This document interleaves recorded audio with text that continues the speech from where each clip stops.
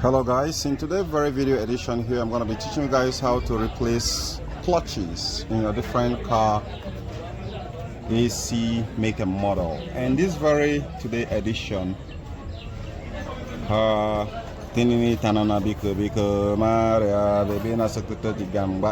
so we're going to be replacing this. Yeah, you want to know about it. Now this is one of the most complicated clutch I have come across before. Is simple if you don't if you know it, but it is difficult for those who doesn't know it, and that is why I say this is one of the most difficult clutch. Now this is very fragile. You are to handle this with maximum care. This is made up of plastic and not metal, so it can damage. And another interesting part here, a lot of things about this very compressor is fragile, especially the clutch inside. So how do you even get to, where do you even lose it? You put spanner here and lose. Yes, absolutely. Now that got me. I'll be back just in a moment. Welcome back to the show. Now a lot of you guys who have a screwdriver may try to, how do I remove this compressor, how exactly? And for some of you who have ratchets, we go, oh, I can just simply put it right here and boom. Is it losing? Oh boy, my oh my, is it losing? Maybe we gotta hold here stronger. What the hell is it doing? Buddy, let me help you and save you, right? You can do this from now to 20 infinity, and you're not gonna remove this very clutch right here. All right? So that's the reality. So, for the fact that you see that they put some place where you can hold this doesn't mean that is how you're going to lose it, because as you're seeing, is moving the entire pulley and clutch assembly. So a lot of people often make that kind of mistake.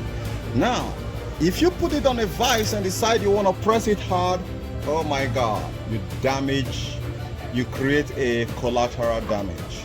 Now like I said in some other videos, the people who design these are very clever, and you have to think the way they think for you to start seeing things. Are you seeing what I'm saying? We got a guy right here, and a lot of you will not see it coming. So you're gonna be needing a flat screwdriver. Don't worry about scuffs and scratch. No one will ever hear about this, right? So you see right there, and boom, it's out. But you are just 20% or even 30% closer to your destination when once you see this. And many often times, yes, you're like 10%, because your chance of not losing these is high. Now how do you get to lose it from here? That is where this guy comes into play. You can use this to hold it like this. Now let me show you how it's done. The goal is to put it so that you can be able to turn it anti-clockwise and hold it in place. Then you get that should be 8 millimeter. 8 millimeter. Most often times it can be very show you is 8 millimeter. So I'm gonna stuck it right in there.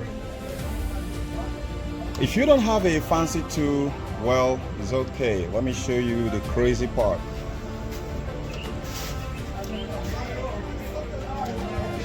This is Taku Ahuta. Ahuta. Oh, I made a mistake, guys. This is not actually 8. It's supposed to be 7. But when you get that 7, this is how you place it. So you create a 2 parallel structure. Let me revise back. So you're gonna put it like this. So this one is gonna push it anti-clockwise, and this one is gonna turn it clockwise. You get it? You don't get it, forget about it. So this one turn it counterclockwise and this one turn it clockwise, and that is how you are going to lose it. So but this is not going to come out simply like that. You need to smack here after holding the one in your left down. So you use your left hand to hold this bigger 24, then you take this one up and use a hammer to smack this one like this. That is how you're going to lose it. Now what you need to get in there is 7mm, not 8. My mistake. Now there is still another way to this. Let me just get the 7. Okay, finally I've got 7. My channel lock. You know the setting, just plug them. You go up. Yes, yes. So now you can see it's moving like this. No, you don't want to set it like that. You bring this guy right here and it's okay. So we come over here.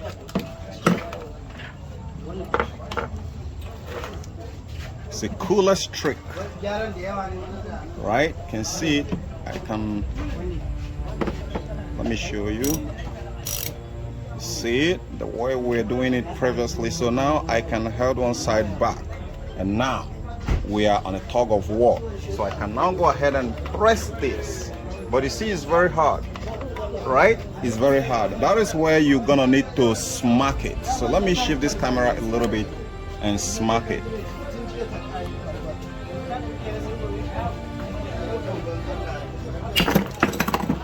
Whoa! Now you see, that's why I told you before, mechanic job is not for faint heart. I just hammered it right now and it bounced off like mountain. So it doesn't want to lose out. That's crazy. But you guys already see what mechanic goes through. Because if you don't have multiple hands, someone have to hold it here. So in a very good practice, you can match one of your leg down here, right? Let me show you. Huh? Oh yeah, now you go walk now. So now I'm gonna go ahead and smack it again. I'm doing this because of a lot of you who don't have fancy tool. This shit is crazy. It's so tight. Now, most often times you will start thinking, are you actually doing it correctly? But it's actually the correct way. This is how the manufacturer wants you to do it. But because someone like me has have had a lot of experience, there is another trick, another way out of this. Right? Another way out of this. Out of this very tug of war situation we're having right here is to remove this, and we invite the fancy tool guys. The fancy tool always make things easier. I'm gonna go ahead and snap it in, and let's go over here. Now I want to turn it to clockwise. Not like this, but like this.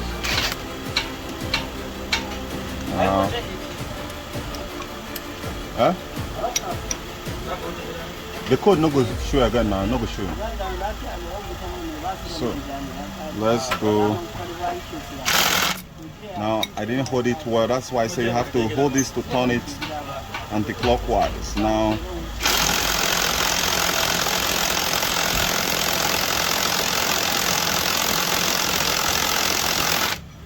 that's a hell of tug of war. So you need the one that is really strong for you to get it, or you have to find a stronger, better breaker bar to add the 7mm before you can lose it. But that is actually how to lose it. So now let me use another one to illustrate it, because this one is very tough.